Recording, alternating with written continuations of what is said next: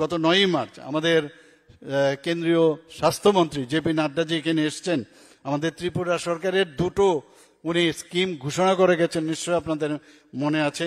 সেখানে অন্তর্দয় যারা পরিবারের কোনো সন্তান যদি মহিলা কন্যা সন্তান জন্ম হয়, তাহলে আমাদের ত্রিপুরা সরকার তাদেরকে 50,000 টাকার বন্ড তাদের নামে রাখবে, এবং সেই বন্ড যখন 18 বছর হবে, সেই তার যে অ্যামাউন্ট সেটা তার ভবিষ্যতে কাজে সেটা আসবে।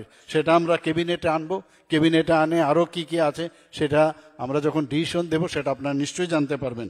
আমি আরেকটা মুখ্যমন্ত্রী কন্যা আত্মনির্ভর যোজনা আপনারা জানেন, আপনারা সেখানে আমরা দেখেছি প্রায় 100টা আমরা মানে স্কুটি দেওয়ার ব্যবস্থা করেছিলাম।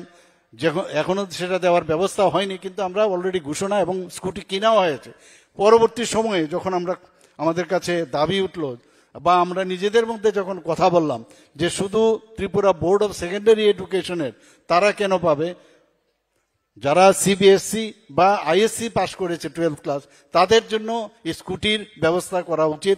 সেই কারণেই আমাদের যে জেপি নাড্ডাজি এখানে এসে ঘোষণা দিই ওনার মাধ্যমে যে 140টা স্কুটি যারা মানে 12th ক্লাস পাস করবে তাদেরকেও দেওয়ার ব্যবস্থা আমরা করেছি।